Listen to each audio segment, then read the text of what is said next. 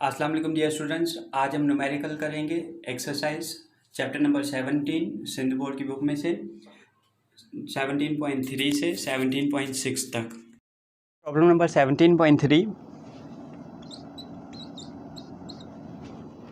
Given m not c square. अब m not c square का मतलब रेस्ट एनर्जी जो गिवन है 0.511 mega electron volt. Find the total energy.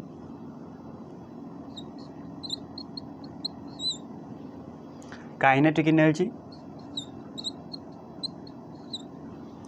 of an electron moving with a speed 0.85 c। मैंने आपको पहले भी बताया कि जब भी हमें स्पीड गिवन हो तो हमने सबसे पहले रिलेटिविस्टिक फैक्टर मालूम करना है इसका 1 - v²/c²। v की जगह हम लिखेंगे 0.85 c डिवाइडेड बाय c, ये होल स्क्वायर कर दें तो 1 - 0.85 का स्क्वायर।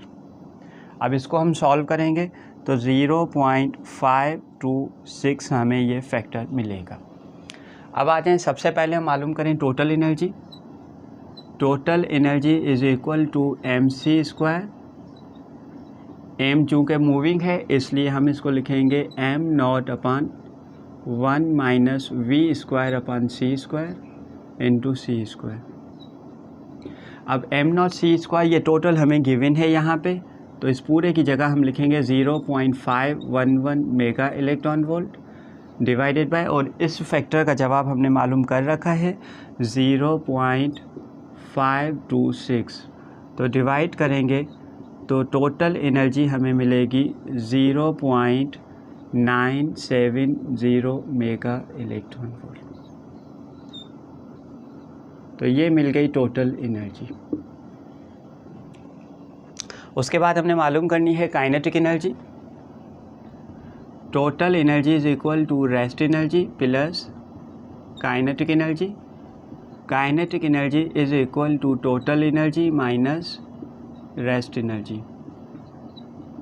टोटल एनर्जी हमें यहाँ से मिल गई है 0.970 मेगा इलेक्ट्रॉन वोल्ट, और रेस्ट एनर्जी यानी m0c² हमें गिवन है 0.511 मेगा इलेक्ट्रॉन वोल्ट। तो सॉल्व करेंगे तो काइनेटिक एनर्जी हमें मिलेगी 0.459 mega electron volt.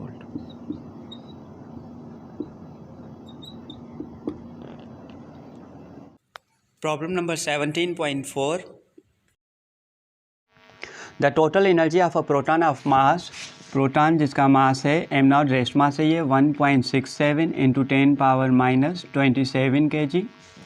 The total energy of a proton of mass 1.67 × 10⁻⁻27 kg is 3 times it's rest energy. यानी इस प्रोटॉन की जो टोटल एनर्जी है वो 3 टाइम्स इट्स रेस्ट एनर्जी है। Find its rest in proton से रेस्ट एनर्जी मालूम करनी है आपने। उसके बाद स्पीड ऑफ द प्रोटॉन मालूम करनी है आपने। उसके बाद काइनेटिक एनर्जी हमने मालूम करनी है इलेक्ट्रॉन वोल्ट में। तो सबसे पहले हम मालूम करेंगे इसकी रेस्ट एनर्जी। रेस्ट एनर्जी है m0c²। m0 हमें गिवन है 1.67 × 10⁻⁻27 kg। c की वैल्यू है 3 × 10⁸। अच्छा, अब अगर हमें इलेक्ट्रॉन वोल्ट में चाहिए तो हमने इसको डिवाइड करना होगा 1.6 × 10⁻⁻19 से। तो rest energy will be equal to 938 × 10⁻6 electron volt, और 10⁻6 को हम कहेंगे मेगा इलेक्ट्रॉन वोल्ट। तो ये बन गई रेस्ट एनर्जी प्रोटॉन की। उसके बाद हमने स्पीड मालूम करनी है। स्पीड कैसे मालूम करेंगे? हमें जो गिवन है total energy is equal to 3 times the rest energy. तो टोटल एनर्जी की जगह हम लिखेंगे mc², और 3 रेस्ट एनर्जी की जगह हम लिखेंगे m0c²। C square cancel. इस m की जगह ये मैं यूँ लिखूँ 3m0 इज इक्वल टू, इस m की जगह हम लिखेंगे m0 upon 1 minus v square upon c square. Total energy है, ये मास मूविंग है तो इसकी जगह मैंने ये लिख दिया। अब यहाँ से हम मालूम करेंगे स्पीड। ये टर्म डिवाइड कर रहा है, इस साइड पे आके मल्टीप्लाई करेगा, यहाँ पे 1 बचा, स्क्वायरिंग ऑन बोथ साइड्स करेंगे, स्क्वायरिंग ऑन बोथ साइड्स तो ये 9 हो जाएगा, यहाँ से रेडिकल हट जाएगा और यहाँ पे आएगा 1, तो 1 minus v square upon c square equal to 1 upon 9। ये वी स्क्वायर उस साइड पे जाएगा, प्लस का हो गया, और ये 1 अपान 9 इस साइड पे आएगा माइनस 1 अपान 9। अब इसकी एलसीएम ले लें, v square upon c square 9 minus 1 जो होगा 8 अपान 9। हमने v चाहिए इसलिए v square is equal to 8 upon 9 c square, square हटाएंगे तो यहाँ पे रेडिकल आएगा, तो v हमें मिलेगा रेडिकल 8 अपान 3 सी। यहाँ तक काफ़ी है, या c की वैल्यू लगा लें आप, रेडिकल 8 अपान 3 इंटू 10 पावर 8 मीटर पर सेकेंड, तो ये v आपको मिलेगा 2.82 इंटू 10 पावर 8 मीटर पर सेकेंड। तो ये मिल गई स्पीड ऑफ द प्रोटॉन। उसके बाद हमने मालूम करनी है काइनेटिक एनर्जी। तो हम कहते हैं total energy is equal to rest energy plus kinetic energy, जिसमें काइनेटिक एनर्जी है total energy minus rest energy, और टोटल एनर्जी यहाँ पे हमें गिवन है 3 टाइम्स द रेस्ट एनर्जी, तो इसकी जगह हम लिखेंगे 3 times the rest energy minus rest energy. तो kinetic energy is equal to 2 rest energy. अब रेस्ट एनर्जी हमें गिवन है, अभी हमने यहाँ पे मालूम की है रेस्ट एनर्जी, तो 938 मेगा इलेक्ट्रॉन वोल्ट, और जब हम इनको मल्टीप्लाई करेंगे, 2 से मल्टीप्लाई करें हम इनको, तो हमें आंसर इनका मिलेगा 1878 मेगा इलेक्ट्रॉन। तो ये बन गई kinetic energy. Problem number 17.5, a particle of mass m0, जिसका मास है m0, has a speed v is equal to 0.8 times the speed of light. Find its relativistic momentum and its kinetic energy and total energy. ये 3 parts हमने इसके मालूम करने हैं। अच्छा, जब भी इस किस्म के न्यूमेरिकल्स में स्पीड पहले दी जाए और कुछ पोटेंशियल, ये मोमेंटम, काइनेटिक एनर्जी या टोटल एनर्जी पूछी जाए, तो हमारे लिए रिलेटिविस्टिक फैक्टर का होना बहुत ही ज़रूरी है। तो हम क्या करेंगे, सबसे पहले रिलेटिविस्टिक फैक्टर मालूम करके रखेंगे, 1 minus v square upon c square. v की वैल्यू हमें गिवन है 0.8 टाइम्स द c, ये होल स्क्वायर,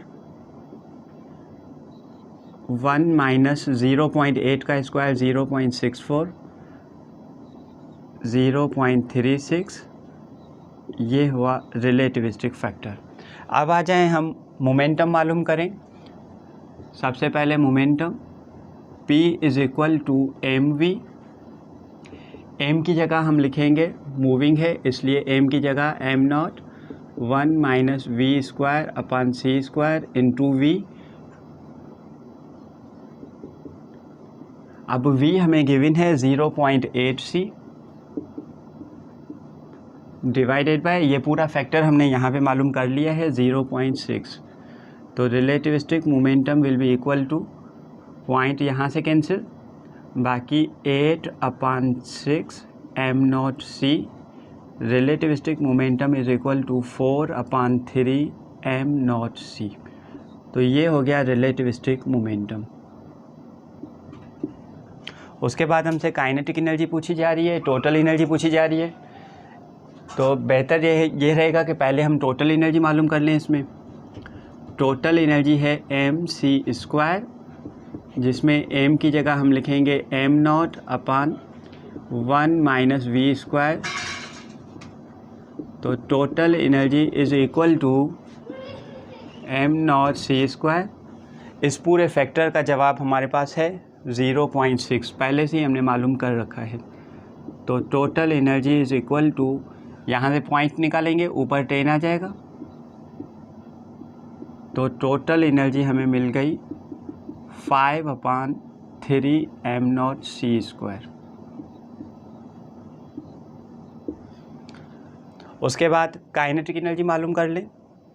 काइनेटिक एनर्जी हम कैसे मालूम करेंगे? Total energy is equal to rest energy plus kinetic energy. तो kinetic energy is equal to total energy minus rest energy. Total energy है 5/3 m0c²। Rest energy m0 है, तो इसकी रेस्ट एनर्जी हम लिखेंगे m0c²। अब इसको हमने करना है सॉल्व। इसके नीचे है 3 LCM, बाकी 5 m0c² माइनस 3 m0c²। तो kinetic energy will be equal to 2/3 m0c²। तो ये हो गए तीनों पार्ट्स के आंसर्स।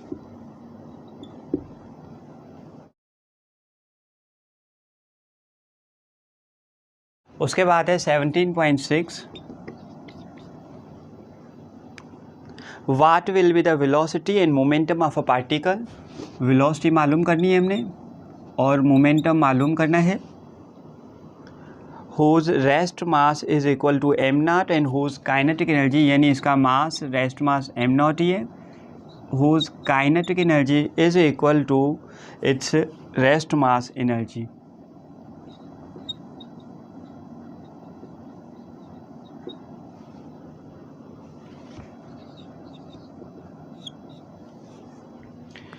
अच्छा, अब वेलोसिटी मालूम करनी है और मोमेंटम मालूम करना है जब इसकी kinetic energy is equal to rest mass energy. तो उसको हम कैसे करेंगे? Total energy is equal to rest energy plus kinetic energy. ये रेस्ट एनर्जी, काइनेटिक एनर्जी यहाँ पे गिवन है रेस्ट मास एनर्जी के, तो काइनेटिक एनर्जी की जगह भी हम रेस्ट एनर्जी लिखेंगे। तो total energy is equal to 2 times the rest energy. अब रेस्ट एनर्जी बराबर है m0c², टोटल एनर्जी बराबर होती है mc²। तो यहाँ से c² कैंसिल, बाकी हम यूँ लिखेंगे, ये मूविंग मास है तो इसकी जगह हम m0/1 - v²/c² भी लिख सकते हैं। अब यहाँ से m0 कैंसिल, बाकी यहाँ पे 1 बचा और ये वाला पूरा टर्म जो यहाँ पे डिवाइड कर रहा है इस साइड पे आके मल्टीप्लाई करेगा। अब यहाँ से हमने मालूम करनी है velocity, squaring on both sides.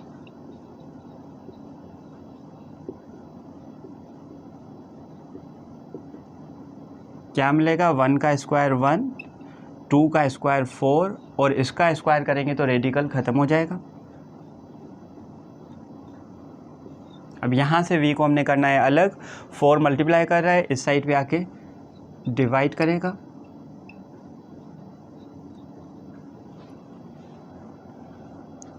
v²/c² इस साइड पे आके प्लस का हो जाएगा। यहाँ पे खाली 1 बचेगा, 1/4 उस साइड पे आके माइनस हो जाएगा। इसको सॉल्व करें, 4 LCM, 4 - 1, v² मालूम करना है, 3/4 c² आके मल्टीप्लाई करेगा। v is equal to radical 3/4 c²। तो v हमें मिला रेडिकल 3/2 c² बाहर आ गया c। तो ये बन गई वेलोसिटी। और हमें क्या चाहिए, मोमेंटम चाहिए। मोमेंटम बराबर होता है एम वी के, और एम किसके बराबर है, m nought upon 1 minus v square upon c square into v. V की वैल्यू हमें मिल गई है यहाँ पे, रेडिकल 3 अपान 2c, और यहाँ पे v की जगह हमने लिखना है radical 3 upon 2c divided by c whole square. अब इसको हमने करना है solve. M not c radical 3 upon 2 divided by radical 1 minus radical 3 का स्क्वायर होगा 3 और 2 का स्क्वायर होगा 4। तो P is equal to m not c radical 3 upon 2। इसको हम सॉल्व करेंगे तो इसका जवाब आएगा रेडिकल 1 अपान 4, यानी am not c radical 3 upon 2, इसका रेडिकल आएगा 1 अपान 2, 2 में कैंसिल, बाकी momentum is equal to radical 3 m not c. तो ये हो गया इसका मोमेंटम।